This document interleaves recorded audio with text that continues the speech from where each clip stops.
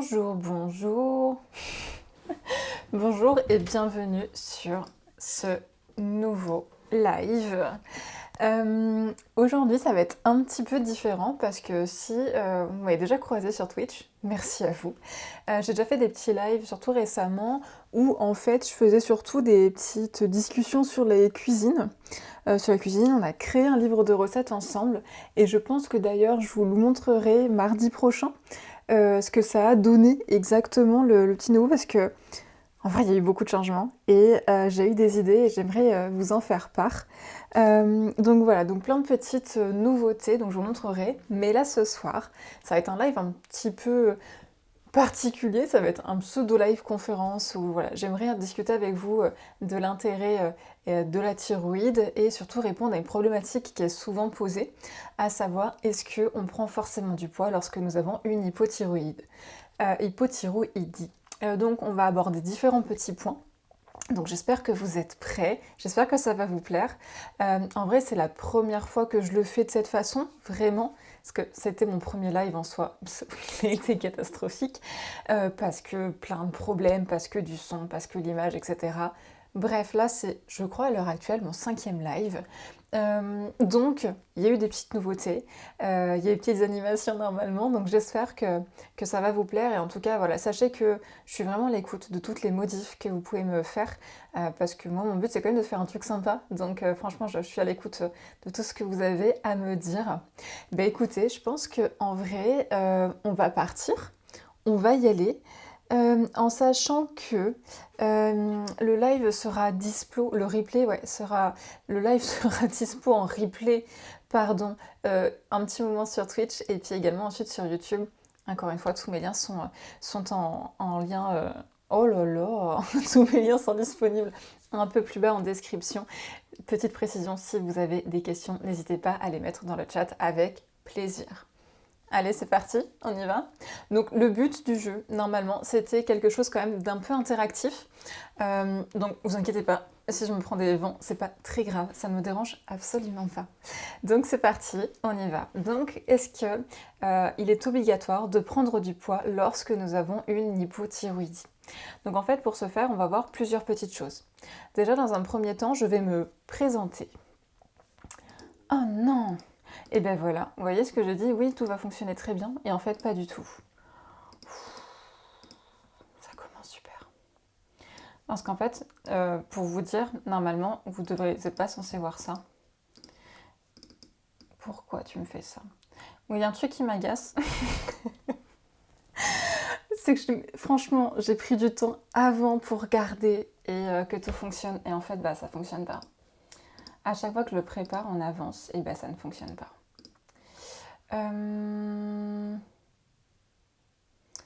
Pourquoi est-ce que ça fonctionne pas?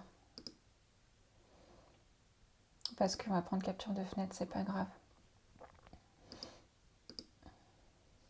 Ah ah, c'est bon. Donc on va faire la même chose. Hop. Oui, victoire. Désolée pour ce petit couac. Tout fonctionne très bien maintenant. Donc, pour répondre à la question de est-ce qu'il est obligatoire de prendre du poids lorsque nous avons une hypothyroïdie, nous allons voir plusieurs petites choses. Donc, dans un premier temps, avec une superbe diaporama qui s'affiche juste maintenant, je vais me permettre de me présenter un petit peu avant pour que vous compreniez pourquoi est-ce que je suis là aussi sur Twitch, qu'est-ce qui fait que je suis présente, pourquoi est-ce que je m'occupe à ça. Un petit peu de contexte aussi sur la thyroïde, exactement aussi les différentes maladies associées, ses différents rôles, et ensuite un petit temps de conclusion et un temps de parole. Donc vraiment, si vous avez des questions, franchement n'hésitez pas, avec grand plaisir. L'avantage de Twitch, c'est qu'on puisse échanger. Donc n'hésitez pas vraiment, moi j'ai vraiment hâte de vous découvrir et de parler avec vous, donc n'hésitez pas à vous poser toutes les petites questions. Donc déjà, petite présentation, donc moi, hop, là, vous voyez des trucs bouger, c'est normal, c'est qu'en fait, je vais essayer de bouger ma tête. Donc, je m'appelle Elsa, moi je suis diététicienne nutritionniste depuis maintenant 5 ans. Et donc, du coup, pour être diététicien, il faut d'abord passer un BTS diététique. Et puis moi, comme j'aime bien apprendre et que je suis un petit peu curieuse et que j'aime pas trop rester sur mes acquis, en fait, je me suis amusée à passer plusieurs petites formations en continu, donc notamment la nutrition et cancer, et puis celle, la thyroïde la plus récente, puis il y a la phytothérapie, puis la micronutrition, et puis également la PNL, qui c'est en fait la PNL, c'est la programmation neurolinguistique, c'est plus pour aborder un petit peu l'aspect psychologique de la chose, et puis également pour rendre les activités ludiques, d'où ce petite conférence. Ok, là j'en conviens, c'est un petit peu barbare notre truc. Je ne fais que parler, mais vous verrez plus tard, si vous restez sur le live, vous verrez que j'ai fait des choses un peu interactives quand même. Parce que je pense que dans la vie, on apprend beaucoup plus quand on participe que quand on est sagement en train d'écouter. Donc je vous poserai quelques petites questions à droite et à gauche. Moi, dans ma manière de fonctionner également aussi, s'il faut que je partage une petite anecdote quand même. Parce que je vous dis, voilà, moi j'ai toujours aimé apprendre. Il faut savoir que j'étais une véritable corvée pour mes parents quand j'étais petite, pour plusieurs raisons. C'est que moi j'ai vraiment toujours eu cette passion de vouloir comprendre comment fonctionne le corps humain, comment fonctionnent les relations humaines. C'est vraiment quelque chose qui me passionne, d'observer les gens, j'adore ça. Mais en tout cas aussi pour l'aspect un petit peu scientifique, quand j'étais petite, donc je voulais comprendre comment les jouets fonctionnaient. Donc c'est-à-dire que j'ouvrais souvent mes jeux pour regarder comment est-ce qu'ils fonctionnent et du coup je les cassais très très souvent. Et puis j'étais aussi cet enfant un petit peu relou quand même à vouloir commander les mêmes jouets à chaque fois, c'est-à-dire que moi mon rêve quand j'étais toute petite c'était d'avoir un microscope, c'était d'avoir vous savez les petits kits de chimie etc. C'était mon rêve absolu et en fait je les avais jamais parce que j'étais trop petite. Donc vraiment, l'enfant qui casse tous ses jouets, qui reste renfermé toujours dans la salle de jeu pour faire plein d'expérimentations bizarres, et un petit peu chiante à vouloir construire des cabanes et des trucs un peu chelous. Voilà, c'était mon enfance. Donc en tout cas, dans la construction de ma personne et de mon intrigue sur la compréhension globale des choses, vous voyez peut-être aussi un petit peu plus clair sur qui je suis. Au niveau de ma pratique maintenant en tant que diététicienne, donc moi je fonctionne avec aucun régime, je suis vraiment contre les régimes, et en fait comment est-ce que je peux vous aider? Eh bien tout simplement en adaptant les conseils en fonction de vos habitudes. Parce qu'en fait je pars du principe que vous êtes la meilleure personne pour savoir ce qui vous va ou pas, vous avez déjà expérimenté des choses, très souvent. Donc en fait il faut juste adapter, modifier quelques petites choses à droite et à gauche pour que ça fonctionne très bien. Donc voilà, moi mon but c'est plutôt d'augmenter le curseur, de pousser le curseur des choses qui sont très très bien et de modifier quelque chose à droite et à gauche de temps en temps quand même. En vrai j'ai un peu la pression pour être honnête parce que du coup je m'étais enregistré une première fois et normalement c'est censé durer 1 heure. Donc je vais voir, faire en sorte que ça dure 1 heure.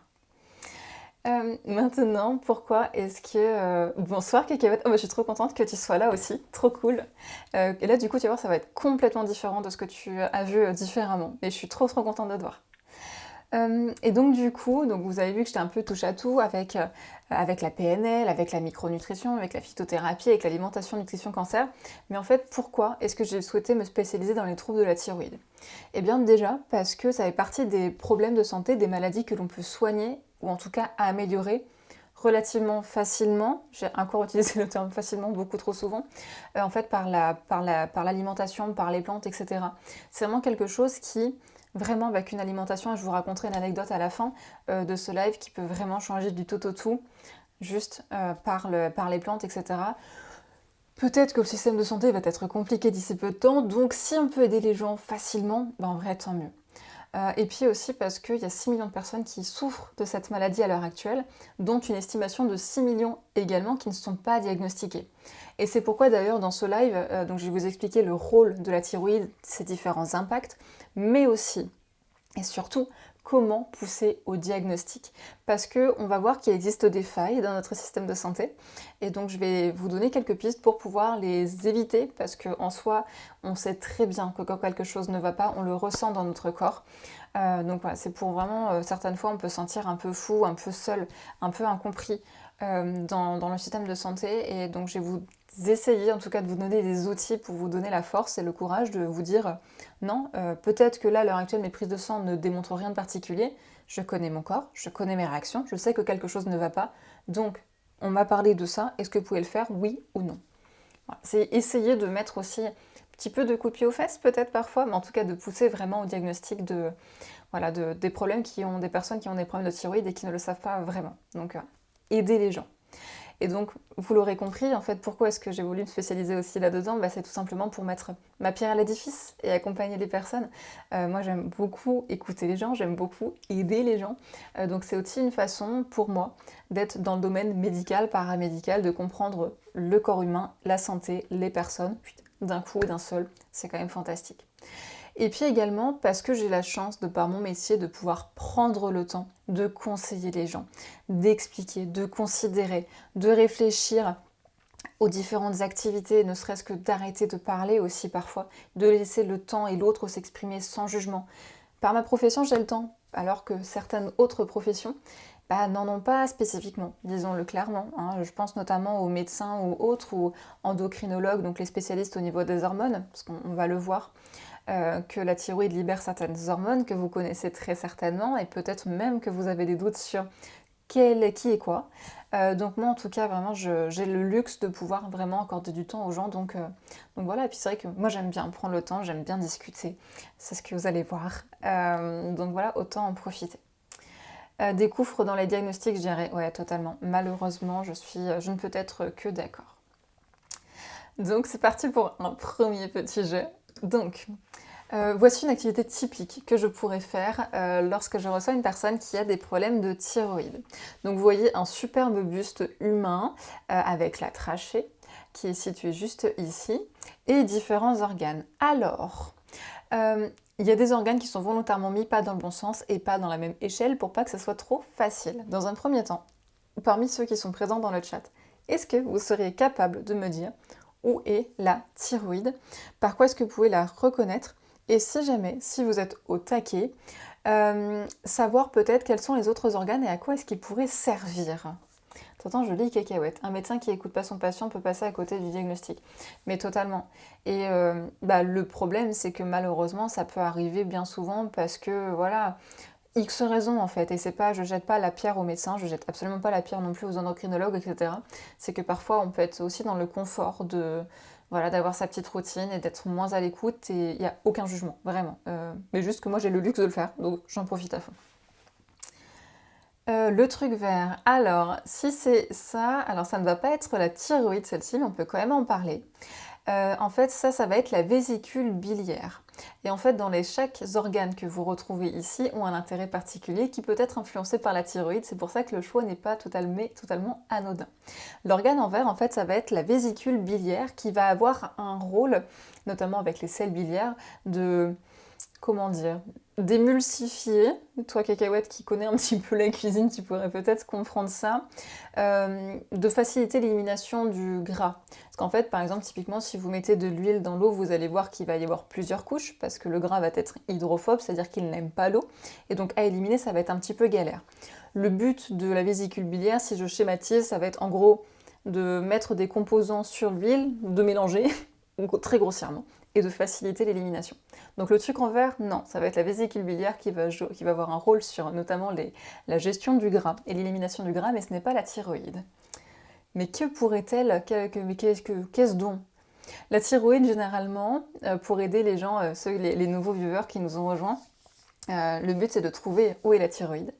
La thyroïde, elle a un schéma particulier, et en fait on peut facilement se rappeler d'elle, parce qu'elle va avoir une forme d'un petit animal très poétique, qui est à la base une chenille qui se transforme plus tard en suspense, en papillon. Et la thyroïde a une forme de papillon.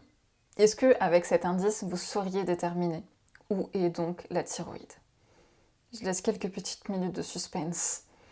C'est que la première activité, il y en a encore plein d'autres de toute façon. Après, je peux comprendre que vous soyez un petit peu timide, cacahuète, maintenant on se connaît, depuis les lives que l'on fait ensemble. Mais c'est vrai que normalement, je suis plus dans l'après-midi, je suis pas tellement dans le soir. Trop facile du fait. Et oui, mais du coup, on ne sait pas toujours. Hein. Bon, pour ceux qui ne participent pas, effectivement, la thyroïde, ça va être celle-ci. La thyroïde, du coup, en fait, elle va être sous forme d'un espèce de petit papillon. C'est un petit moyen mémotechnique pour s'en rappeler, possiblement, la petite forme un peu poétique et romantique de l'organe. Donc la thyroïde, je n'en parlerai pas tout de suite, on va en parler beaucoup juste après. Ça, en fait, ça va être... Est-ce que vous savez quel pourrait être cet organe? En sachant que lui, il n'est pas dans le bon sens, lui non plus. Par contre, lui, oui. Est-ce que vous savez à quoi est-ce que ça pourrait correspondre? Rapidement, je n'ai pas non plus passé trop de temps parce qu'on a plein de choses à aborder et s'il y a des questions, c'est cool. Effectivement, lui, ça va être le foie.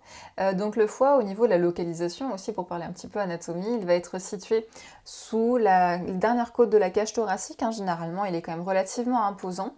Au niveau du foie, lui, son rôle particulier, ça va être en gros une station d'épuration, en quelque sorte. Il va gérer tout ce qui va être déchets, gras, alcool, etc. Tout va passer au niveau de ce foie pour nettoyer un petit peu les déchets que l'on peut manger et qui se produisent naturellement par notre corps. Ensuite, on va retrouver l'UI. Alors lui, je pense que potentiellement, ça pourrait être plus compliqué pour vous de le voir. Je m'attends peut-être à une réponse qui n'est pas celle-ci. Oui, bien joué. Effectivement, c'est le rein. Bien joué, bien joué. Parce que moi, la première fois, on m'a dit que c'était un poumon. Donc, bien joué. Et effectivement, c'est un petit haricot. C'est aussi pour ça qu'on le reconnaît. Encore une fois, niveau bouffe, je vais être au taquet, mais en fait, le rein, du coup, lui, il va être situé, généralement, si on situe mal aussi, on dit là, j'ai mal au bas des reins, et presque au niveau des fesses. Les reins, ils vont être situés beaucoup plus haut, encore une fois. Si vous vous touchez au niveau du bas de cage thoracique, en fait, ça va être dans les dernières côtes au niveau du dos. Donc ils sont de chaque côté de notre colonne vertébrale, et eux aussi, ils vont avoir un petit rôle de nettoyage. Notamment, en fait, un petit moyen mémotechnique, pas terrible, mais quand même. En fait, quand on fait pipi, ça s'appelle l'urine. Et en fait, le rein, il va nettoyer, dégrader, détruire, démonter des protéines pour avoir plein de champs lexicaux différents, des protéines qui va s'appeler l'urée. En fait, l'urée va être un déchet. Et l'urée, il va être éliminé par des urines. Voilà, urée, urine, ça se ressemble et c'est rigolo. Donc ça, effectivement, c'est le rein. Et enfin, celui-ci, est-ce que vous sauriez déterminer ce que c'est ou pas? Lui, il n'est pas du tout dans le bon sens si vous l'avez, franchement, bon respect. Lui, il va aussi libérer une hormone particulière. Est-ce que vous sauriez le dire ou pas? Après, on va rentrer dans le fonctionnement même de la thyroïde. C'était pour faire durer un peu le suspense. Je me crois un peu sur YouTube avec le time watch, mais pas du tout du coup. Donc si je consomme anormalement des protéines, je dégrade le rein. Exactement, effectivement. Si on consomme beaucoup trop de protéines, effectivement, en fait, on va avoir potentiellement une insuffisance rénale, tout à fait. Tout comme si on consomme beaucoup trop d'eau aussi, en fait, on va surcharger, parce qu'en fait, c'est l'eau qui va passer par le rein, qui va du coup faire beaucoup trop travailler le rein et qui pourra avoir le risque de le fatiguer. Après, on a 2 reins, on peut très bien en vivre qu'avec un seul. C'est pour ça qu'il existe très souvent des dons, d'ailleurs, de reins. Après, voilà, le risque est que si on a un problème plus tard avec le rein, il va falloir avoir une greffe. Mais en soi, c'est pas très grave, enfin trop grave en tout cas, parce qu'il existe des dialyses qui va permettre en fait d'externaliser notre sang, de le faire passer par une machine, de le nettoyer et de le réintégrer un sang propre par une autre artère, une autre veine, même si je veux pas dire de bêtises, et du coup de le nettoyer, en attendant une autre greffe par contre. Et effectivement, ça va être le pancréas, ce petit organe-là.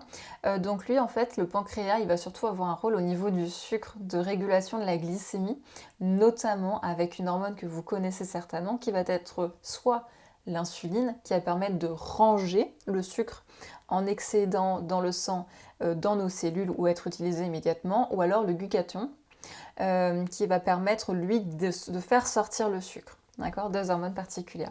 Mais en tout cas, trop bien, Cacahuète, tu es au taquet. Effectivement, foie, rein, vésicule biliaire et pancréas. Et donc, du coup, c'est bien beau, on a parlé de plein de choses, mais cette vésicule, la thyroïde, et bien finalement, à quoi est-ce qu'elle sert, elle? Eh bien, on va y répondre tout de suite. Donc en fait, déjà, dans un premier temps, ça me paraît essentiel de vous expliquer comment est-ce qu'elle fonctionne concrètement. Bonjour Sophie, contente de te voir par ici. Je suis trop contente. Donc du coup, comment est-ce qu'elle fonctionne?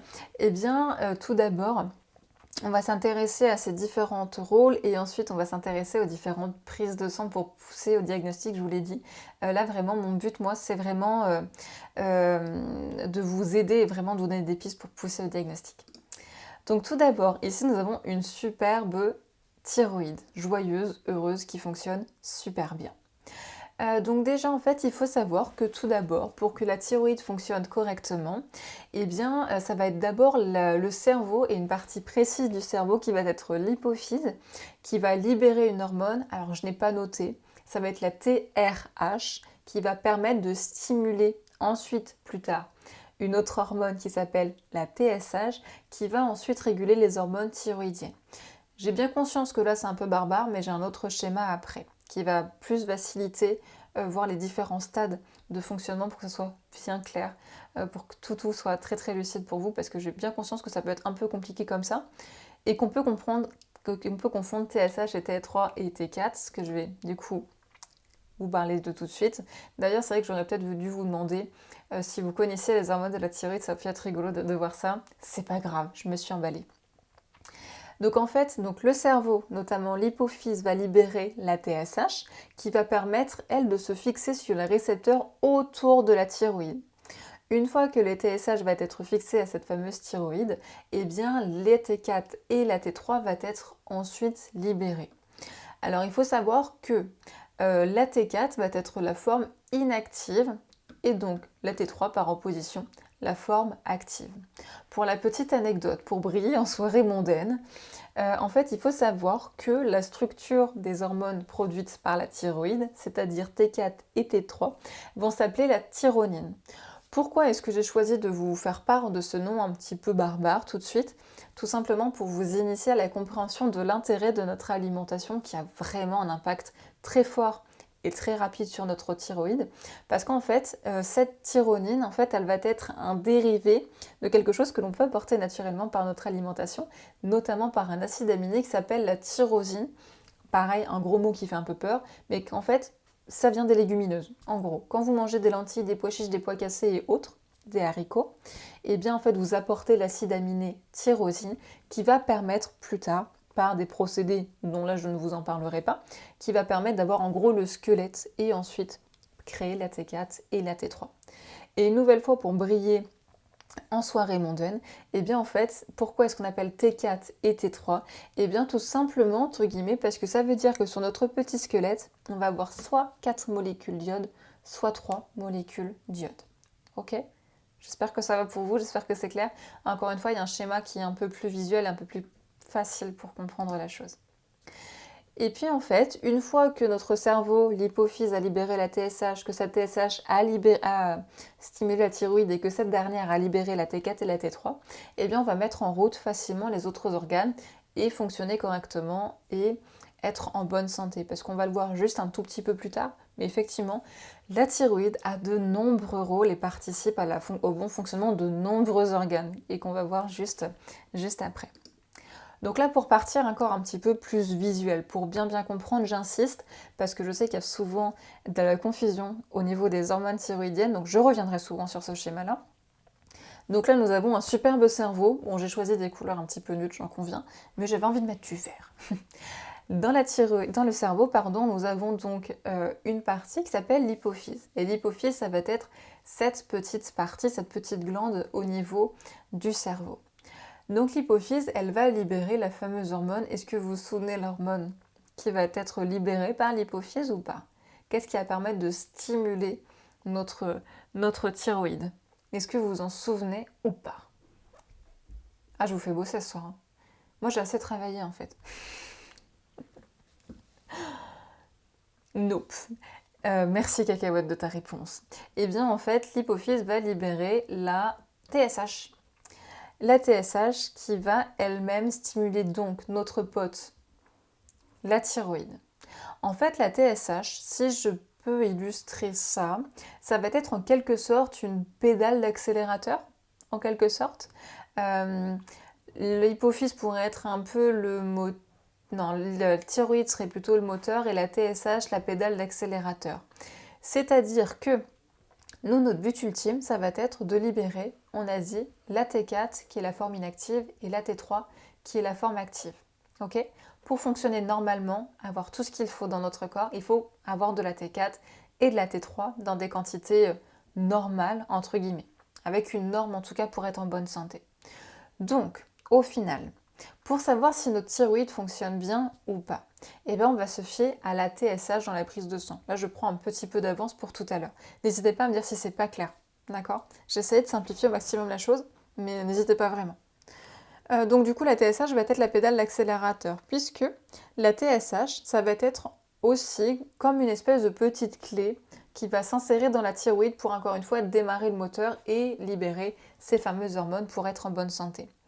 Ça veut dire que si on libère un taux de TSH normal, on va dire le cerveau dit tiens, il y a un truc qui va pas, l'hypophyse va bosser, il va libérer la fameuse TSH.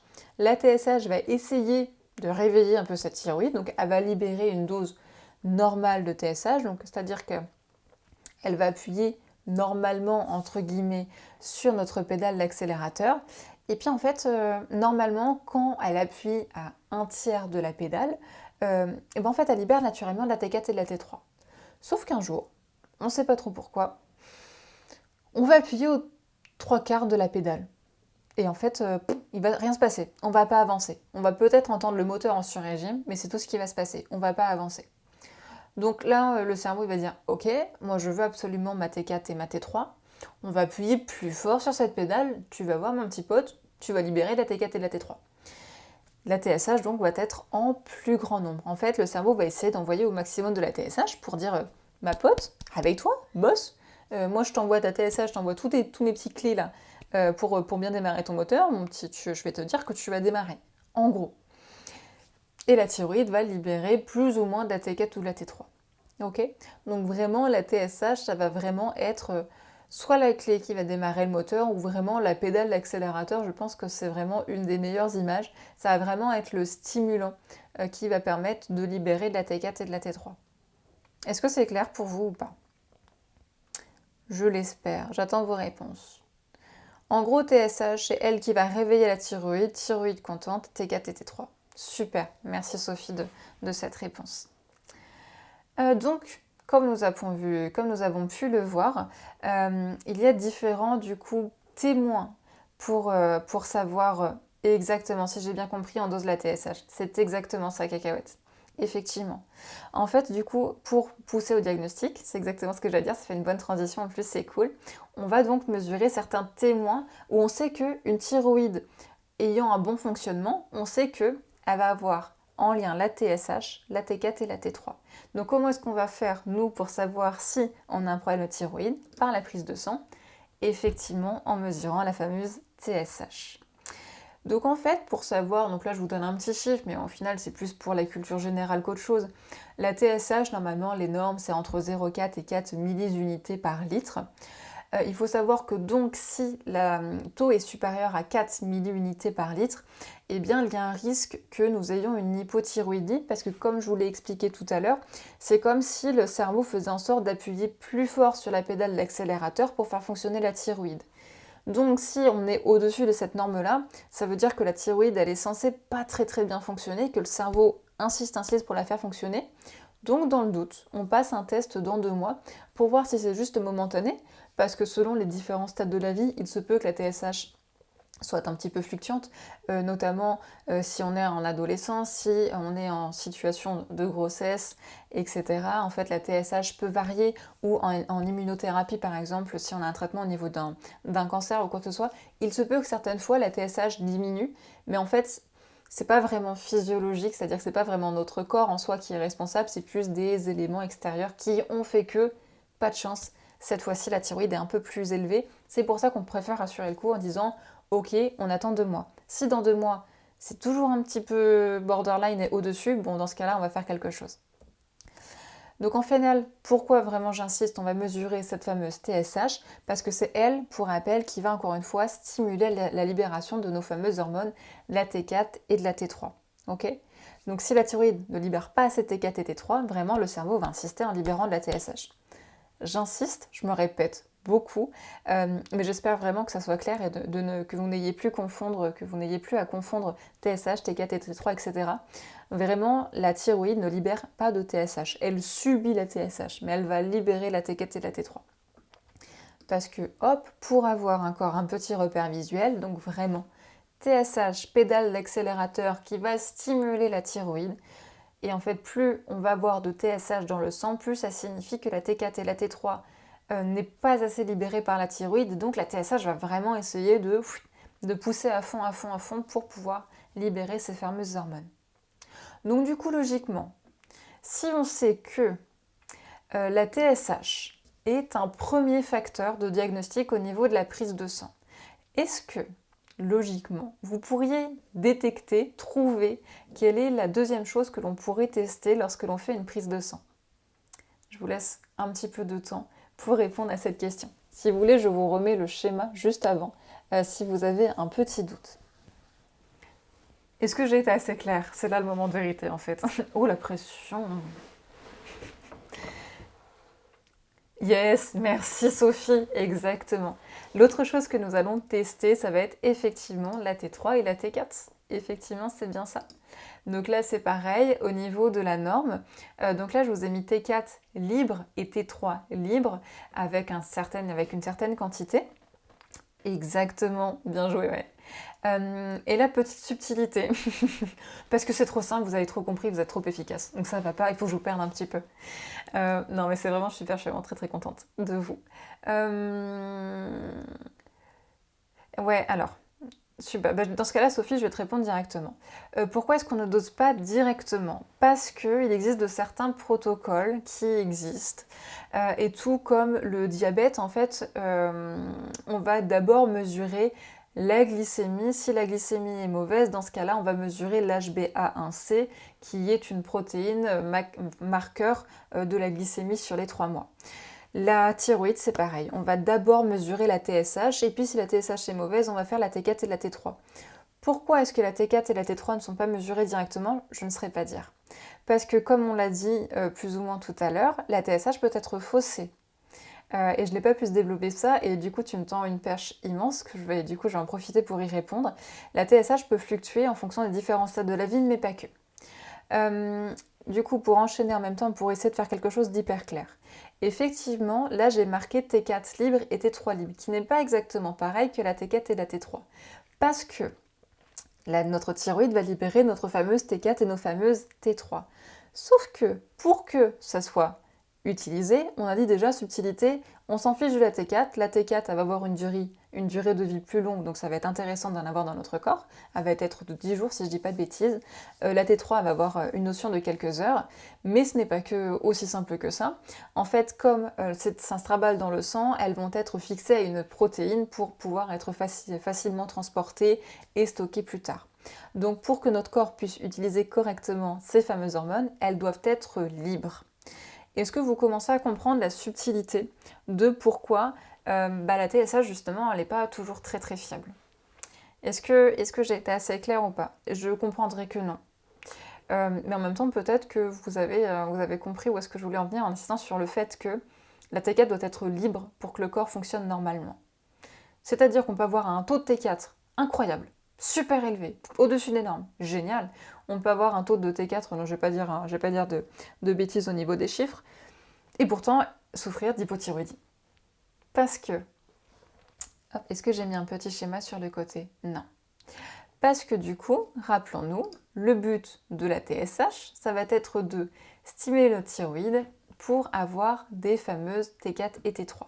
Sauf que nous, on sait maintenant que la T4, on s'en fiche, enfin c'est bien, mais on va pas l'utiliser, donc pourquoi pas? En gros, c'est comme si vous mettiez de l'essence dans votre réservoir, mais que votre moteur ne fonctionnait pas. Donc c'est très bien d'avoir le plein d'essence, hein, mais si on peut pas rouler, c'est un petit peu dommage.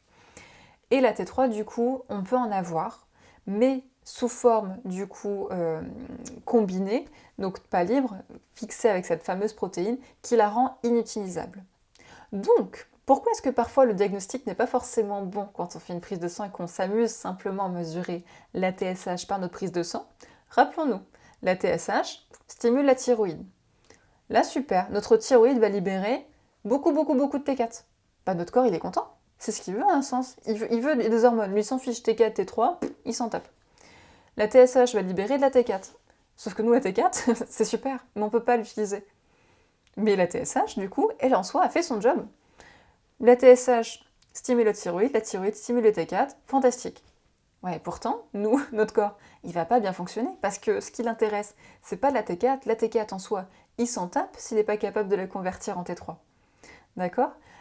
Donc la TSH va être bonne et pourtant on va quand même souffrir d'une hypothyroïdie parce que c'est pas la T3 qu'on a. La T3, elle, c'est elle qui va permettre aux nombreux organes de fonctionner correctement. Donc ça c'est ballot. Autre situation. La TSH active notre thyroïde contente, on a de la T4, pas de façon excessive, de façon normale, mais par contre, il se peut parfois que l'on ait ce qu'on appelle la T3 reverse. Donc là, ça s'appelle la T3R pour les intimes. La T3R, elle est un petit peu fourbe. Ça va être ce qu'on appelle une molécule analogue. Une molécule analogue, ça signifie simplement qu'en gros, elle a la même forme que la T3, sauf qu'en fait, elle va rien déclencher derrière. C'est comme si vous aviez une espèce de clé qui est plus ou moins identique, sauf que quand vous la mettez sur la serrure, il ne se passe rien. Encore une fois, la TSH va stimuler la thyroïde va libérer la fameuse T3, mais la T3 reverse, donc la T3 qui ne sert à rien, qui ne permet pas d'enclencher les autres réactions derrière, et ben la TSH va pas être plus élevée parce qu'en soi, elle fait son job, encore une fois, elle libère une T3. Pas la bonne, mais elle la libère.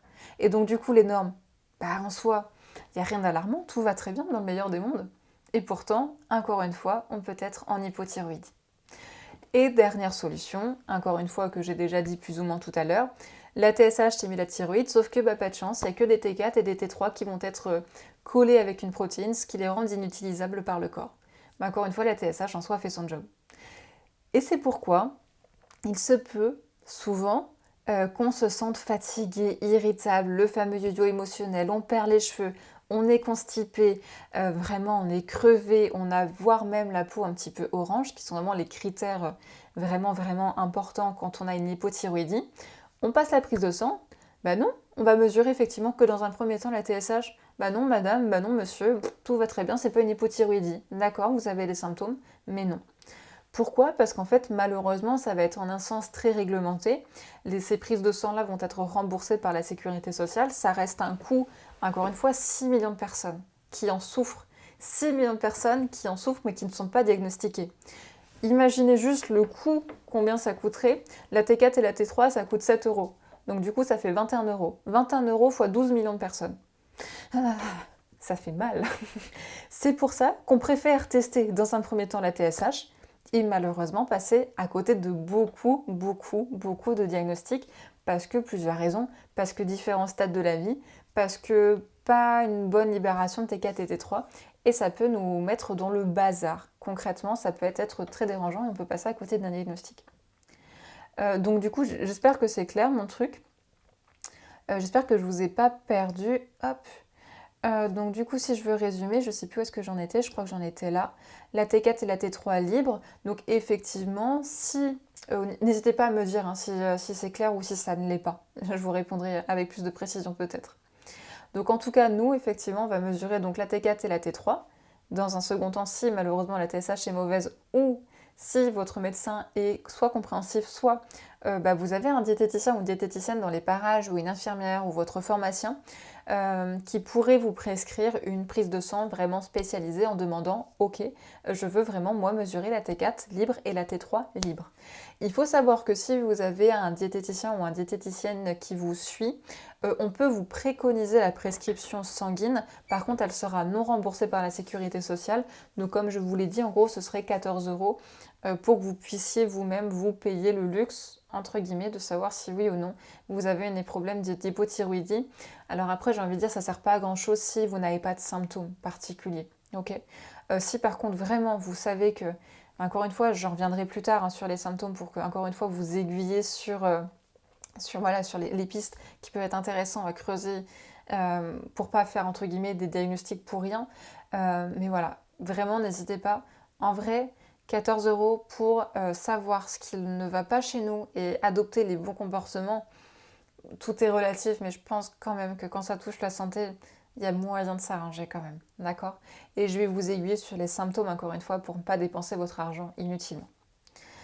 Et donc du coup, pourquoi est-ce qu'on va la mesurer? Tout simplement parce que, comme je l'ai dit tout à l'heure, ça va être la T4 et la T3 qui vont être libres et qui vont permettre de fonctionner correctement à notre corps. Et en fait, juste pour avoir un ordre d'idée, il y a quand même 75 à 80% des hormones qui vont être attachées par les protéines.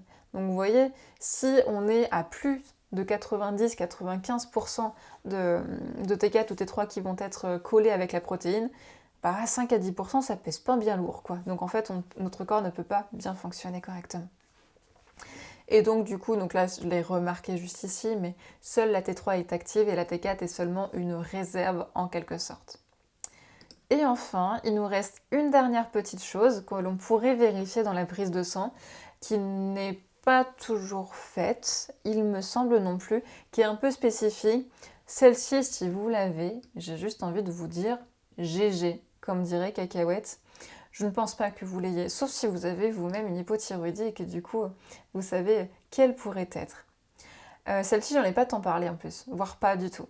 Vous pourriez plus ou moins tricher, entre guillemets, en vous aspirant de T4 et T3 juste ici. Est-ce que vous avez une idée, une curiosité peut-être de qu'est-ce que l'on pourrait bien tester, enfin, pour savoir si on a une hypothyroïdie ou pas? Suspense, suspense.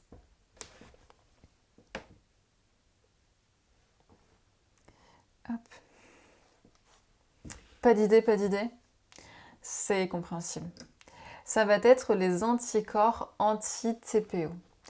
Alors, c'est un très très grand nom, un très très gros mot, mais qui n'est pas aussi compliqué que le nom peut laisser le paraître.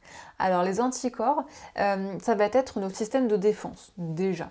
Donc ça, c'est quand même quelque chose de relativement positif. Pour vous inspirer un petit peu, vous aiguiller un petit peu, anti-TPO, en gros, ça va se passer au niveau de la cellule. Donc là, j'ai vraiment schématisé pour que ce soit hyper simple. Mais en fait, la TPO, ça va être ce qui va permettre de sortir le squelette, entre guillemets, de la T4 et de la T3. Rappelez-vous, tout à l'heure, on a émis le nom de thréonine. En gros, ça va être ça. Ça veut dire que anticorps, eh bien, ça veut dire que c'est le corps qui va libérer des fameuses défenses. D'accord? Donc si jamais on voit qu'il y a des anticorps trop présents dans le sang, ça veut dire que notre corps a une défaillance qui va détruire lui-même cette fameuse TPO qui est pourtant essentielle à la création des hormones thyroïdiennes. Je ne vais pas plus le détailler que ça, c'est vraiment juste pour avoir une idée générale de comment se passent les différentes choses. Et en fait, là pour le coup, ça va être la fameuse maladie d'Hashimoto. C'est-à-dire que notre corps va en fait lui-même dégrader la création des fameuses hormones T4 et T3. Comment est-ce que, pendant que je réfléchis à ça, comment est-ce que je pourrais vous donner une image? En soi, c'est comme quand on a des maladies, vous savez, auto-immunes au niveau du sang, que notre corps, il déconne, il va lui-même dégrader ses globules rouges. C'est un bug de la matrice qui fait que, en fait, on va détruire notre propre machine, notre propre usine, entre guillemets. Et là, dans ce cas-là, il n'y a pas de... C'est compliqué. Une fois que c'est vraiment notre corps qui lui-même détruit la fameuse création des hormones thyroïdiennes, là, le traitement, il est clairement, malheureusement, en soi, à vie. Il va falloir toujours stimuler et empêcher, en fait, que notre corps dégrade quelque chose qui est très utile. Mais du coup, c'est super. Maintenant qu'on a vu comment est-ce qu'elle fonctionnait, comment est-ce qu'elle a été enclenchée, comment est-ce qu'elle agit, une thyroïde heureuse, qu'est-ce qu'elle fait, pourquoi est-ce que finalement c'est aussi important d'en parler et pourquoi c'est aussi important aussi d'agir sur son alimentation. Parce que ça, c'est quelque chose qui est malheureusement beaucoup trop méconnu. Et quand j'étais voir des médecins, des pharmaciens, même des kinés, ostéos, etc., ils étaient très contents de voir que ces sujets étaient abordés aussi, parce que on va le voir, il y a énormément de choses à parler dessus. Ici, c'est une liste non exhaustive, c'est-à-dire qu'elle est vraiment loin d'être complète. Donc en fait, la thyroïde, elle va avoir donc de nombreux rôles. Tout d'abord, en fait, elle va permettre de réguler les graisses dans le sang. Rappelez-vous, tout à l'heure, on a juste abordé en début de live le foie, qui permettait, c'est vrai, j'avais dit de la station d'épuration, de nettoyer le sang, mais aussi d'avoir une gestion du gras. La thyroïde va également avoir un rôle sur la régulation du sucre dans le pancréas, dans le sucre dans le sang, par le pancréas. En fait, même en soi, J'ai en parlé là et du coup ça va faire un petit combo entre le sucre et du coup cette partie-là, synthèse des hormones, c'est qu'en fait même si on peut récapituler un peu tout ça, la thyroïde va avoir un rôle sur tous les problèmes hormonaux.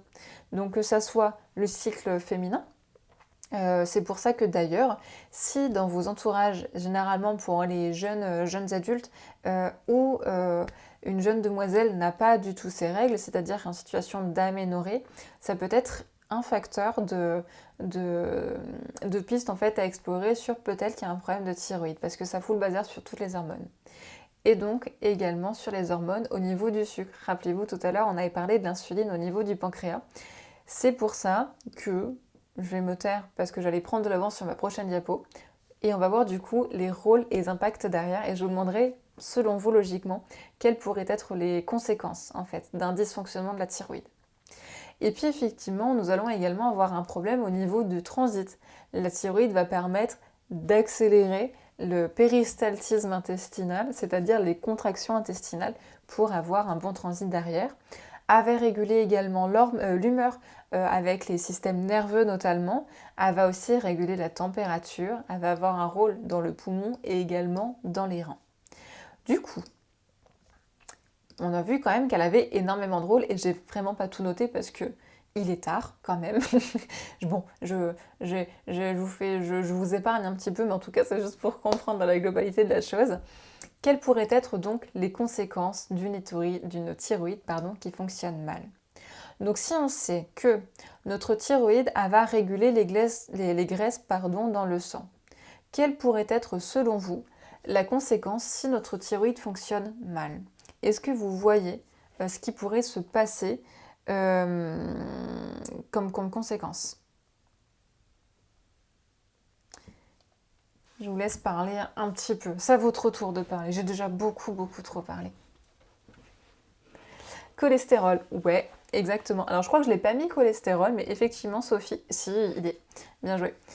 Effectivement, la conséquence, ça va être une élévation au niveau du cholestérol et même du coup des triglycérides. Et puis du coup, forcément, si les graisses sont mal gérées, on va avoir également par conséquence la difficulté à perdre du poids et donc prise de poids. Et là, vous voyez le début du coup de mon chapitre, de ma mini-conférence qui est en mode « Oh, est-ce qu'on va prendre du poids ou pas ?»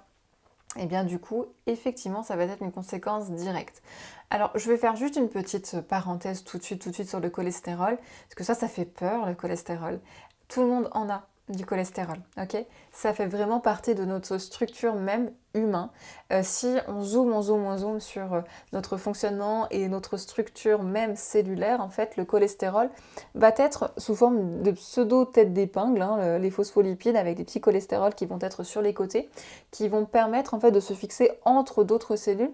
Et en fait, ça va permettre, comme c'est du gras, j'extrapole, ça va permettre une fluidité membranaire, ok?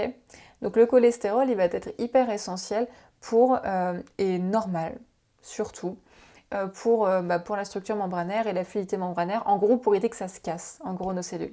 Les cellules qui se cassent, c'est quand même bien gênant. Et tout ça pour dire aussi par rapport au cholestérol également de ne pas avoir peur, il existe 2 types de cholestérol. Je suis curieuse, est-ce que vous connaissez les 2 types de cholestérol que l'on peut retrouver? En attendant, moi je papote des triglycérides. Les triglycérides, effectivement, eux vont être un peu plus embêtants dans nos prises de sang généralement. Surtout en vieillissant, plus on vieillit et plus on peut en avoir. Et en attendant, je vous demande HDL et LDL, bien joué cacahuètes. Et effectivement, je parlerai de mes triglycérides juste après. Au niveau, dans ce cas-là, effectivement, des 2 types de cholestérol, on va voir le HDL et le LDL. Est-ce que vous savez lequel est le bon, lequel est le moins bon ou pas? Parce que je sais qu'aussi que ça peut être compliqué de savoir, je ne sais pas qui est qui. Et en fait, au niveau des triglycérides, du coup, donc ça va être généralement forcément, plus on vieillit et plus notre alimentation a une conséquence directe sur notre prise de sang. Mais là, j'ai juste envie de faire une petite parenthèse sur les triglycérides également, pour vous dire que ce n'est pas parce qu'on est en situation d'obésité, voire de surpoids, qu'on a forcément du triglycéride, et c'est pas parce que nous sommes maigres que nous n'en avons pas. Ok, ça c'est une petite parenthèse aussi parfois pour les jugements un peu hâtifs sur les différentes corpulences. Ça veut rien dire, notre corps physique ne veut Donc, ne reflète pas forcément notre santé sanguine et biologique. Petite parenthèse quand même, importante il me semblait. Bon bah du coup tout le monde sèche hein, sur le HDL, LDL, je ne sais pas lequel est lequel. Alors, il faut savoir, moi c'est un moyen mémotechnique pas terrible. Le HDL, ouais, le HDL, alors est-ce qu'il est bon ou est-ce qu'il est pas bon? Non, je vais pas t'embêter, ouais, déjà c'est super de participer. Moi c'est un moyen mémotechnique qui est pas terrible, mais bon, l'eau cholestérol, je surveille régulièrement. Ouais, bah c'est super. En fait, le LDL, ça va être le low density lipoprotéine, si je dis pas de bêtises. Low, c'est bas, c'est pas terrible. Et le high va être le bon, le haut, le meilleur. Ok? Donc HDL, bon cholestérol, LDL, moins bon. Et donc, pour tout simplement réduire aussi ce fameux mauvais cholestérol, ça sert à rien de réduire et exclure tout le gras parce qu'en fait, il faut savoir, et ça, je pense que ça peut être même un live intéressant à aborder si ça vous tente. Si ça vous parle, de parler des différents gras qui puissent exister. La plus grosse bêtise à faire, ce serait pour réduire son cholestérol, de ne plus manger de gras. Pourquoi? Parce que lorsque l'on va manger, naturellement, on va retrouver différents types de gras, notamment les oméga 6 qui vont être très très présents, notamment parmi les viandes. Ok, bah bonne soirée Sophie, au plaisir, et puis n'hésite pas à mettre un petit commentaire sur le replay si jamais tu as des questions, me contacter sur Insta. Et donc du coup, qu'est-ce que je disais moi pendant tout ça par rapport à exclure du coup ces cholestérols et du coup on en retrouve majoritairement dans nos viandes, surtout les oméga 6 puisque nos animaux, les bovins, etc. vont être nourris pratiquement exclusivement de céréales, donc ça va les engraisser. Donc en fait d'exclure toute matière grasse à côté, et bien en fait si on va retrouver qu'un seul type d'oméga 6 pardon, bah forcément on va déséquilibrer la balance et elle va être donc moins bonne. Donc c'est quand même important de retrouver des gras qui vont être variés, notamment les oméga 3. En fait les oméga 3 ça va être les fameux bons cholestérols, oméga 3 et oméga 9, en fait tout simplement pour diluer les oméga 6 et donc entre guillemets augmenter la balance pour équilibrer et éviter que le mauvais gras s'installe entre guillemets à foison. Bon, là j'ai un petit peu conscience que c'est un petit peu barbare mon truc. Avec des schémas, ce serait vachement mieux et vachement plus compréhensible. Donc n'hésitez pas si ça vous intéresse. Avec plaisir, on pourrait vraiment en parler et réfléchir à un petit jeu qui pourrait être cool ensemble. Le gras, je peux vraiment pas, ça me dégoûte. Bah ouais, mais après, cacahuète, toi, tu as aussi ton antécédent, donc ça peut être compréhensible. Après, faire attention aussi, c'est vrai que là, je parle du gras, mais si on a un problème des lithiases, donc des calculs dans la vésicule biliaire, le gras va être aussi un peu plus compliqué à digérer. Toi, tu as ton expérience de vie et ton problème de santé qui fait que, donc pas de problème, et c'est quand même important d'en retrouver de différentes formes, que ça soit sous la forme des huiles, mais aussi ça peut être simplement avec la forme des poissons, les saumons, sardines, maquereaux, etc. Quand même bien diversifier son gras. Pour le cholestérol, c'est quand même super chouette. Donc super pour la première conséquence, bien joué, bien joué. Ensuite, comme conséquence du coup, et du coup bah, aussi les symptômes, si notre thyroïde, elle régule pas bien le sucre dans le sang, qu'est-ce qui pourrait se passer? En sachant que tout à l'heure, je crois que je l'ai dit. Je vous laisse répondre, réfléchir à ça. Hop. En attendant, si la thyroïde fonctionne pas bien, et qu'on a trop de sucre dans le sang, et effectivement, ça va être, on est plus à risque de développer plus tard un diabète, effectivement. Et donc, si on a souvent des hyperglycémies, effectivement, le pancréas va se fatiguer, il va libérer moins facilement cette fameuse hormone, l'insuline, et donc forcément le sucre dans le sang va monter et il risque plus tard de développer un diabète. Et donc aussi ça signifie que si on a trop de sucre dans le sang, et aussi on a donc un facteur de risque de prendre du poids plus facilement parce que le corps va avoir du mal à gérer le sucre. S'il ne va pas savoir l'utiliser, et bah, du coup il va le stocker et donc malheureusement en un sens plus facilement de risque de prendre du poids. Ok, bien joué. Ensuite, si celui-ci il est cadeau, il est facile. Au niveau du transit, en vrai après ça va relativement facilement. Quoique pour le poumon, il est plus compliqué. Le rein, du coup, il va être facile aussi. Je pense qu'il y a beaucoup plus de gens qui sont impactés qui peuvent ne le croire. Et au niveau du coup du transit, si notre thyroïde fonctionne pas bien, quelle pourrait être la conséquence? Tout à l'heure, je vous ai dit un gros mot. Je vous ai parlé du péristaltisme, qui était les contractions de l'intestin. Si notre thyroïde ne fonctionne pas bien, quelle pourrait être donc la conséquence? Suspense. Et là, on revient toujours à ce fameux Samuel Etienne qu'aurait correspondu parfaitement à ce rôle. De nouveau, de questions pour un champignon, revisiter. Bon, là, j'en conviens, c'est pas hyper fun mon truc, mais Samuel Etienne, il aurait géré de fou, je suis sûre. Non, pas d'inspiration? Allez, je prends le relais, parce que bon, le temps passe. En fait, ça va être tout simplement, conséquence, la constipation, dans un premier temps. Si en fait notre intestin ne se contracte pas assez bien, les selles vont être plus difficilement éliminables, donc du coup plus facilement stockées, et donc constipation.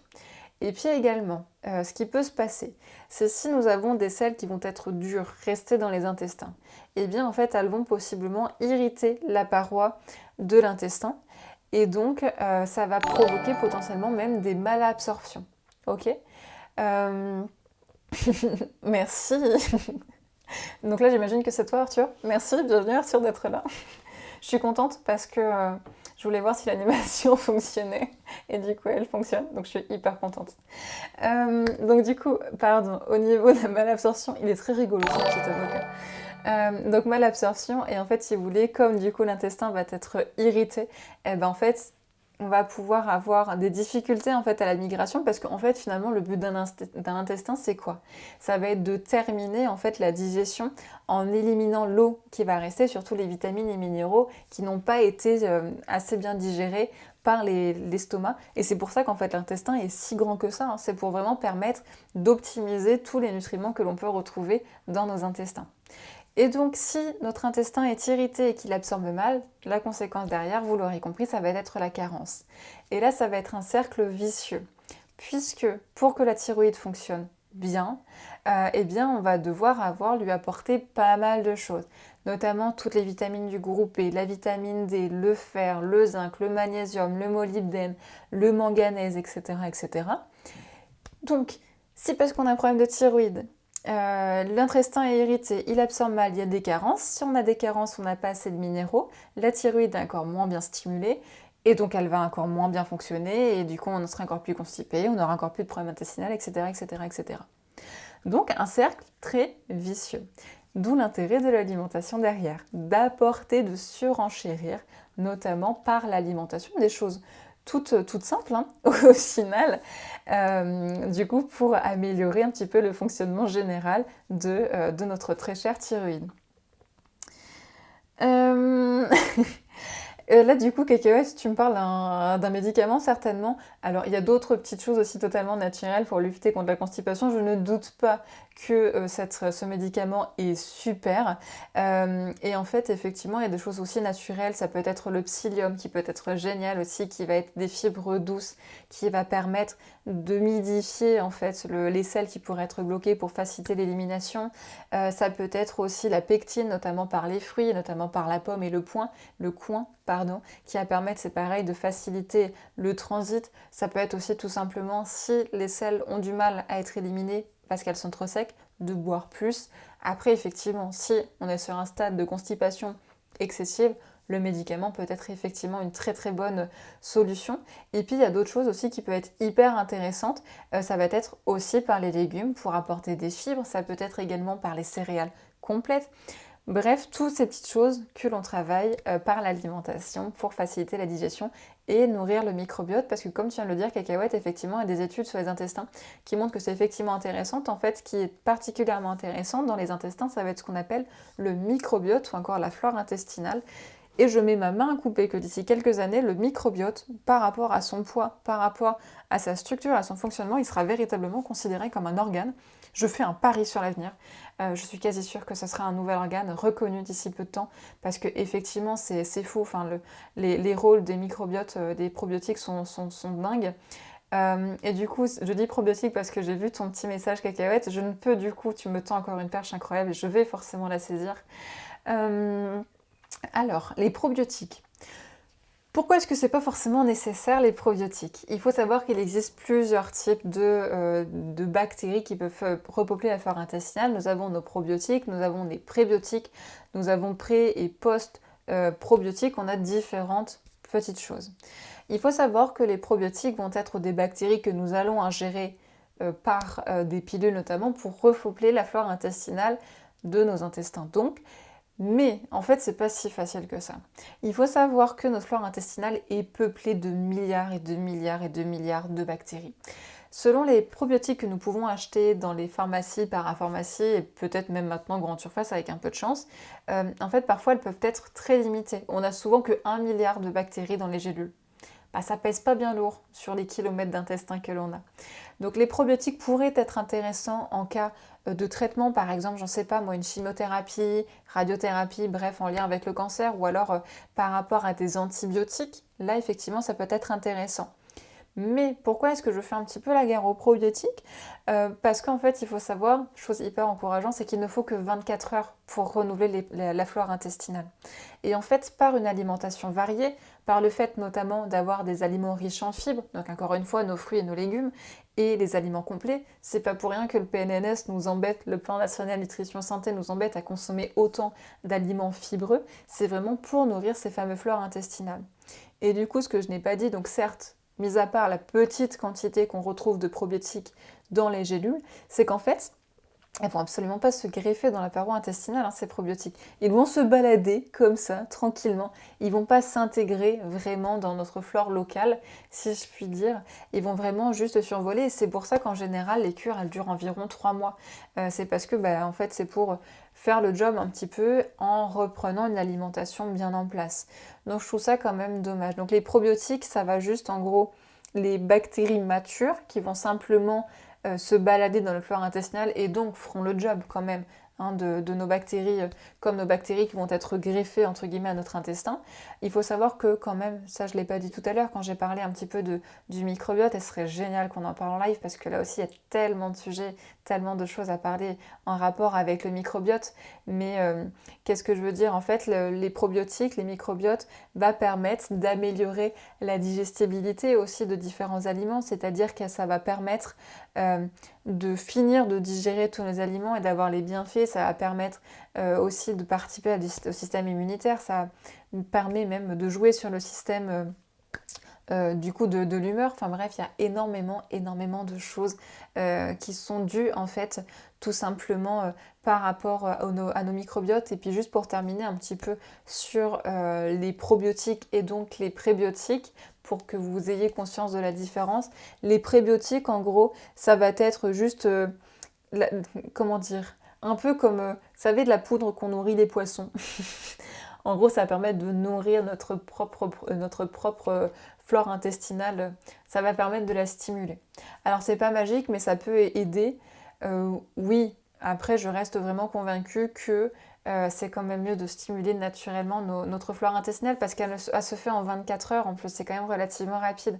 Donc, autant avoir naturellement des probiotiques. Et puis, même sans ça, même sans acheter forcément des compléments alimentaires, on peut retrouver des probiotiques naturellement, ne serait-ce que déjà dans les yaourts. Du coup, toi, Cacao, tu vas pas être tant concerné par les fruits et légumes fermentés, mais par exemple en Alsace, à Cliché, on parlait tout à l'heure, la semaine dernière, des aliments clichés, mais le chou, de la choucroute, tous les légumes fermentés, ça peut être du coup le kimchi, ça peut être dans les boissons aussi fermentées, par exemple le kéfir, le kombucha, donc le kéfir qui est avec des bactéries, le kombucha qui est avec des champignons. Bref, il y a quand même naturellement des aliments qui vont être riches en probiotiques sans devoir passer par la case médicaments non plus.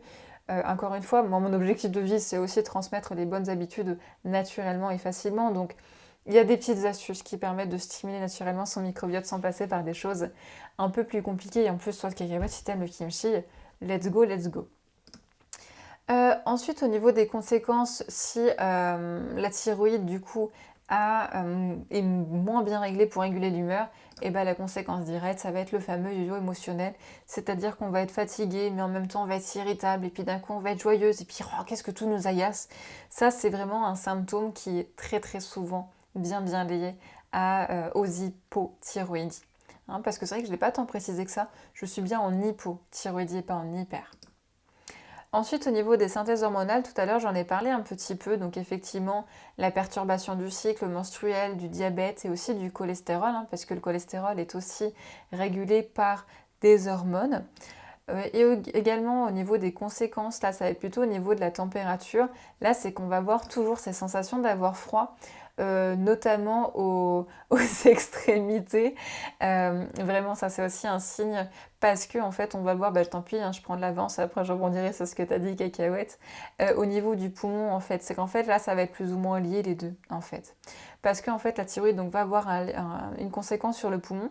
En fait, ça va permettre de jouer sur la respiration, sur l'oxygénation du sang, sur la régulation du métabolisme, parce que ça va jouer sur les contractions, entre guillemets, et sur la fatigue, etc. Donc si on n'a pas un bon métabolisme, si notre cœur est un petit peu en sous-régime, eh bien forcément notre sang ne peut pas bien circuler. Et donc ça accentue le fait toujours d'avoir vraiment vraiment froid.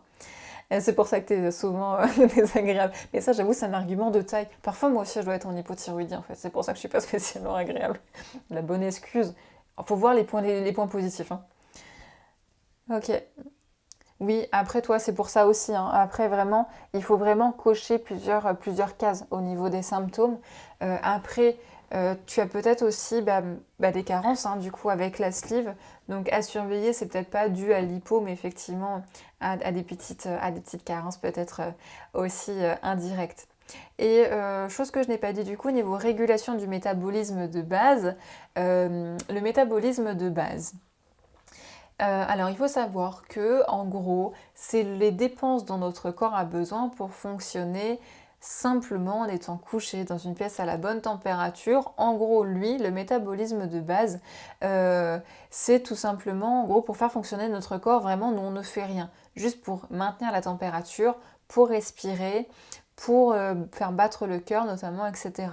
Donc, si ça veut dire que si notre thyroïde, lorsqu'elle fonctionne mal, notre métabolisme de base est plus bas que la normale, ça voudrait dire que l'on aurait besoin de manger moins qu'une personne qui a le même âge, le même sexe, la même activité, bref. Par exemple, typiquement l'exemple de jumeaux, s'il y a une personne qui a un problème de thyroïde et l'autre non, alors qu'on pourrait dire que c'est presque des copier-coller, ben, il y en a un qui va devoir manger moins que l'autre parce qu'en fait, naturellement, son corps va avoir besoin moins d'énergie, alors qu'en soi ça peut être paradoxal, hein, parce qu'on se dit bah oui mais si j'ai un problème de santé je devrais manger plus, mais en fait non, comme la thyroïde va mal fonctionner, va faire mal fonctionner les autres organes, en fait on n'aura pas notre plein potentiel en quelque sorte, donc on aura moins besoin d'énergie et c'est aussi une des raisons pour laquelle on peut prendre plus de poids. Parce qu'en fait, on va suivre les réglementations normales, les conseils normaux, des conseils normaux plutôt, pardon, et puis du coup avoir un petit problème derrière. Ouais, ok, ça marche cacahuète. Ouais, des fois c'est bien de ne pas tout savoir non plus.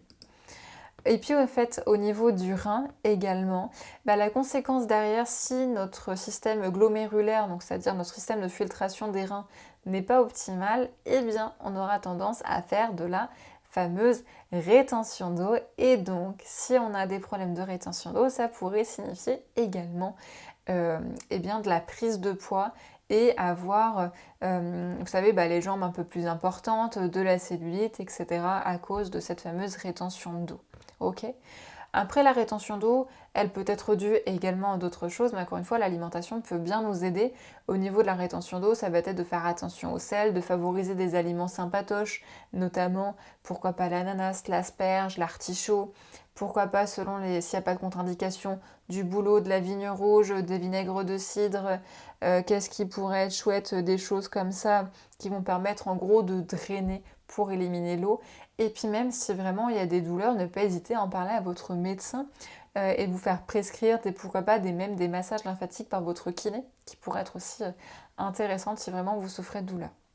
Et là, j'avais juste envie de terminer parce qu'on arrive bientôt à la fin de cette mini-conférence, de ce petit live de ce soir.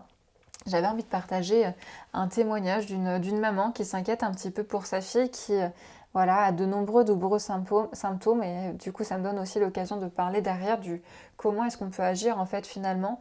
Donc la personne, la maman disait que son métabolisme tournait au ralenti, elle le voyait bien parce qu'elle prenait du poids, elle avait de la rétention d'eau, elle perdait des cheveux. C'est vrai que là j'en ai pas trop parlé dans les symptômes, mais en fait c'est en lien avec les carences aussi. Du coup donc on perd les cheveux, déprime, cholestérol malgré une alimentation très saine. Elle avait donc aussi une hypotension, fatigue, perte de concentration, constipation, aménorrhée, donc absence de règles et j'en passe. et au plus le temps passe et au plus les symptômes s'ajoutent. Ce qui démontre bien vraiment que la thyroïde, comme on peut le voir dans le témoignage de cette maman qui est un petit peu désespérée parce que manque peut-être d'écoute et de considération aussi par certains moments du personnel médical, mais encore une fois, je ne jette pas la pierre, c'est juste parfois on a l'impression de ne pas avoir d'autre choix, donc c'est pas très grave. Encore une fois, il y a d'autres professionnels de santé qui peuvent être présents pour vous conseiller, vous aider. Donc il faut surtout pas rester seul. Vous voyez là par exemple cette petite dame est presque aussi impactée moralement que sa fille, donc vraiment n'hésitez pas, vous n'êtes pas seul. On peut voir qu'effectivement la thyroïde a de nombreux rôles, mais que vraiment j'insiste, on peut vraiment améliorer notre alimentation, notre santé par l'alimentation. Et là, la personne disait que voilà, qu'elle avait une alimentation très saine. Il faut savoir qu'on peut avoir, parce que là je vous dis ça parce que j'ai fait une consultation il y a peu de temps où une personne, effectivement au premier abord, son alimentation était équilibrée. Mais lorsque l'on creuse dans les détails, effectivement, l'alimentation, elle n'est pas spécifique à l'hypothyroïdie. Donc en fait, il y a des choses qui ne sont pas consommées malheureusement en assez bonne quantité, en assez forte quantité. Il y a des choses qui sont consommées en trop grande quantité, d'autres en faible quantité. Enfin bref, les curseurs en fait ne sont pas mis, même si dans l'ensemble on pourrait croire que l'alimentation est équilibrée. Donc là, c'est aussi un message à la fois de lueur d'espoir et aussi de prévention, mais de dire que même avec une alimentation d'apparence saine et la pratique d'une activité physique, le poids peut effectivement augmenter. Moi, de ce que je peux voir dans l'expérience, c'est qu'on est généralement souvent dans les 20 kilos de prise de poids, donc c'est quand même relativement important parce qu'on peut le voir, la thyroïde elle a de nombreux rôles en fait. Donc si on est mal guidé, si les traitements ne sont pas bien adaptés parce que parce que notre corps peut avoir certaines résistances aussi, parce que le diagnostic a tardé, etc.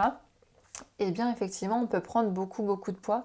Après, pour la lueur d'espoir, encore une fois, cette fois-ci, c'est que c'est pas une science exacte, en fait.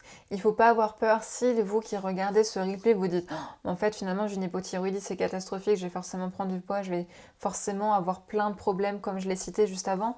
Chaque individu réagit d'une façon différente et la prise de poids, elle n'est pas systématique. Le cholestérol n'est pas systématique. Là, pour parler de ma patiente, elle a une hypothyroïdie depuis 30 ans et son cholestérol, elle a depuis 2 ans. Ok, donc faut pas avoir peur. Ça peut arriver, bien sûr, mais comme n'importe quoi, au final. Ok, donc tranquille, tout va bien, ne vous inquiétez pas. Ok, là c'était vraiment la petite chose de tranquille. Et puis l'alimentation, comment dire, l'alimentation peut vraiment nous aider, comme je vous l'ai dit tout à l'heure, ne serait-ce que par rapport au niveau des carences. Si par l'alimentation, on apporte les petites choses particulières, donc encore une fois, le zinc, le fer, le manganèse, le magnésium, les molybdènes, etc., etc., bah, la thyroïde, elle est contente. Si on apporte de l'iode, la thyroïde, elle est contente. Ça permet de mieux la fonctionner.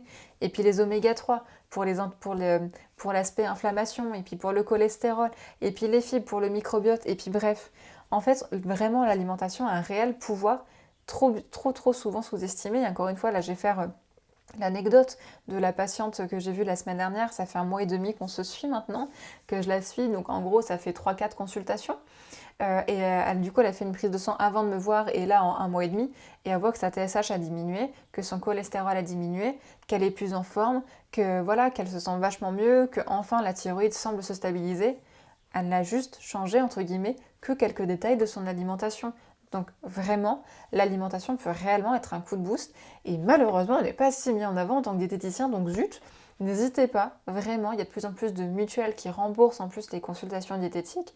Donc n'hésitez pas à aller voir un diététicien ou diététicienne, tant pis, avec qui vous vous sentez à l'aise, quelqu'un qui ne va pas vous forcer à faire quoi que ce soit, qui va vous correspondre en fait, qui va répondre à vos attentes. Franchement, allez-y, vous avez plus à gagner qu'à perdre, sincèrement. Donc vraiment, c'est pas une fatalité, vous pouvez vraiment changer votre mode de vie par l'alimentation. Vous pouvez améliorer votre santé, vous pouvez améliorer votre bien-être, donc vraiment. Ne restez pas tout seul, et puis ne serait-ce que d'avoir un soutien, une écoute, de rencontrer des gens, parce que peut-être que, même ne serait-ce qu'une association, déjà ça peut être un premier pas sympa pour vous montrer que, effectivement, vous n'êtes pas seul, ok ? Ce n'est pas une fatalité, vraiment, vous avez le pouvoir de changer, d'améliorer votre quotidien, vraiment, ce n'est pas un rêve inaccessible, vraiment.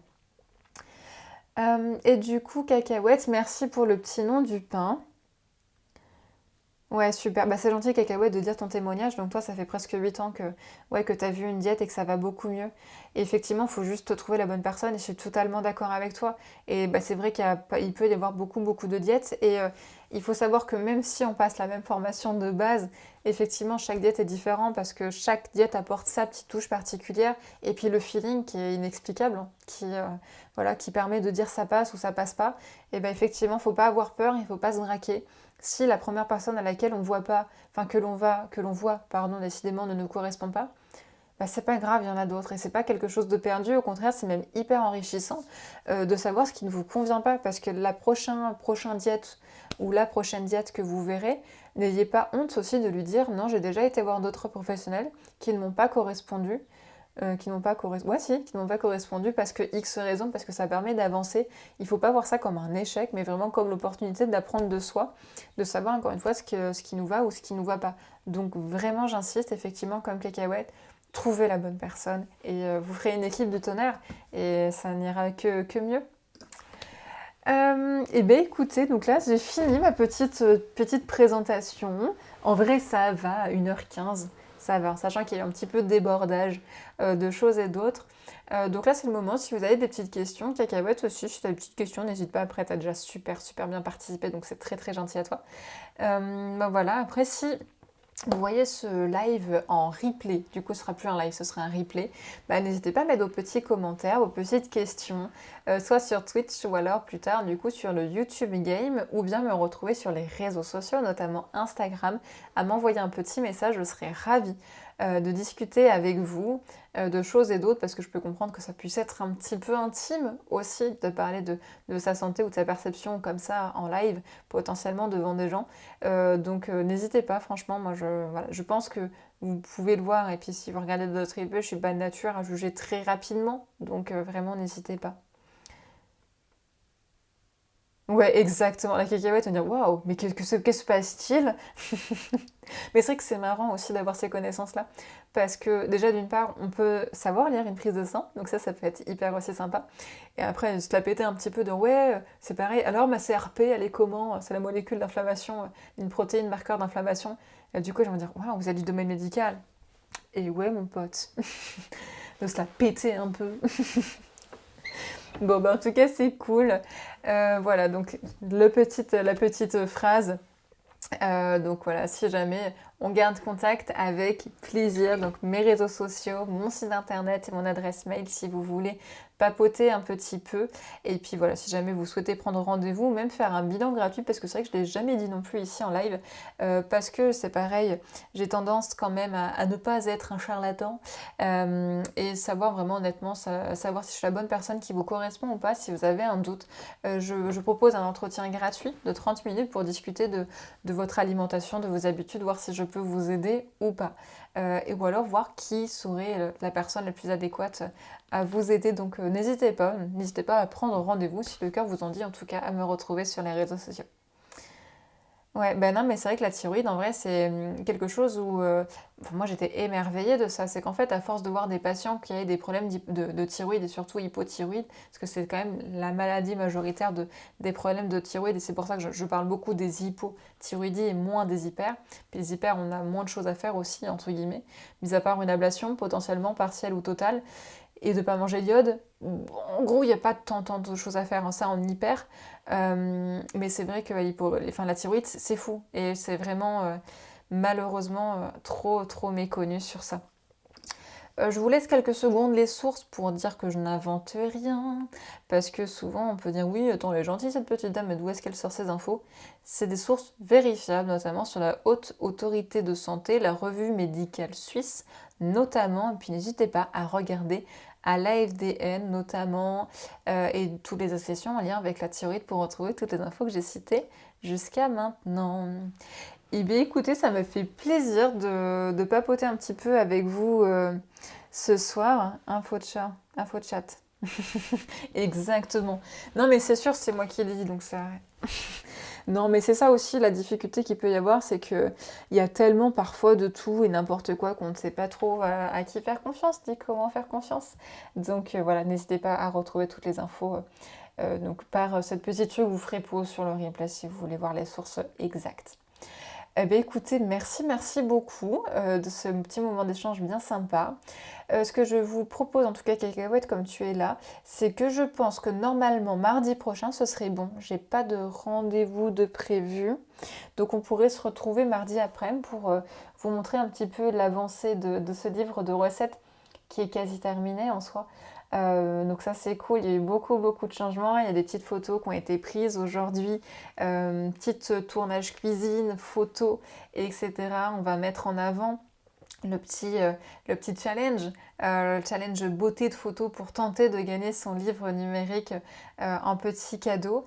14h, ouais, exactement mardi, et puis mercredi prochain aussi, peut-être dans les alentours de 19h30, 20h, ça dépendra de mon état de fatigue. Je dois avouer, normalement aujourd'hui c'était 20h30, mais fatiguée, donc un peu plus tôt que prévu, mais c'est cool parce qu'il y a quand même eu un petit peu de passage, donc ça c'est chouette. Donc je pense 19h30 mercredi prochain, et peut-être par les cholestérol, je sais pas trop, je verrai selon les replays et questions, ou les clichés sur la diète, ou des choses comme ça, ça pourrait être chouette, on verra. Trop cool. Et ben ouais, mardi, ce sera vraiment du papotage pur et dur. Hein, ce sera différemment, ce sera pas genre une mini conférence comme aujourd'hui. Ça pourrait être chouette, ça peut être un petit moment d'échange aussi sympa. Bon, ben écoutez, je vous remercie en tout cas d'avoir participé à ce live. Merci à Arthur si tu regardes ce replay. Merci à Sophie d'avoir été présente. Merci à Cacahuète. Oui, il faudra absolument que je fasse ça. À la limite, on pourrait tenter mardi après-midi de faire un petit raid. Je sais pas du tout comment faire. On expérimentera ensemble. Je vous partagerai mon écran, comme ça vous verrez l'envers du décor Twitch. Ça pourrait être marrant.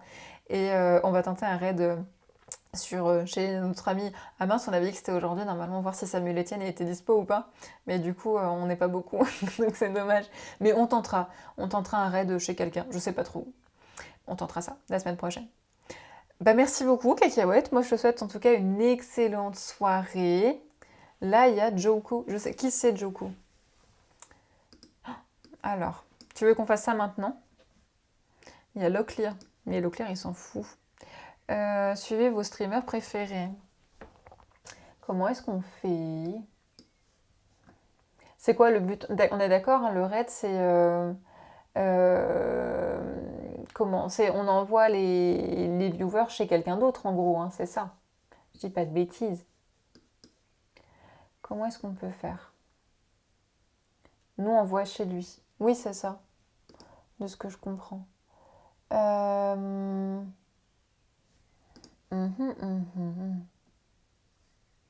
Alors, éditer les panneaux. Nope. Nope. C'est quoi ça? Montage. Bah oui, mais je sais pas comment on fait. Au pire, je me renseigne et on fera ça la semaine prochaine. Parce que là, j'ai peur de faire des bêtises en vrai. Hop. Si je fais ça. Alors, on va faire un petit peu de ménage déjà. Hop. Alors. Comment qu'on fait? Donc là, je suis en doublon. J'espère que ça va pas faire de bêtises. Ah, mais attends, Red, c'est en bas, non? Afficher modérateur. Surbrillance, non, pas du tout. Chaîne. Nope. Studio vidéo. Accueil. Comment ils font les streamers pour être aussi rapides? Communauté, gestion des streams. Streamer ensemble. On le rappelle plus tard. Tac. Lancer un raid sur une chaîne. Mais en fait, je crois que je viens de voir un truc sympa. Donc là, si je fais lancer un raid sur une chaîne, en théorie... Oh, ah non, j'ai fait une bêtise. J'ai cliqué sur un truc, je sais pas ce que j'ai cliqué. Lancer un raid sur, du coup... Je te fais confiance, hein. C'est qui, Juko?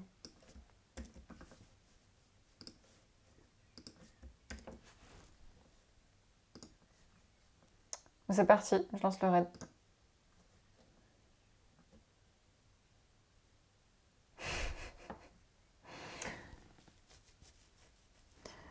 3, 2, 1, let's go.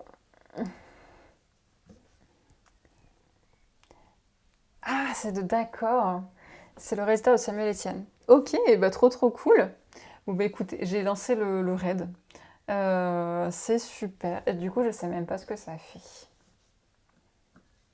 C'est censé faire quoi? La novice ultime. Bah, en tout cas, c'est cool parce que là, c'est pareil, je vois streamer ensemble qui est un peu rigolo. Ça pourrait être chouette de le faire ensemble, de trouver quelqu'un et de faire comment? De faire, aïe aïe aïe, hein, de faire un live ensemble, ça peut être rigolo.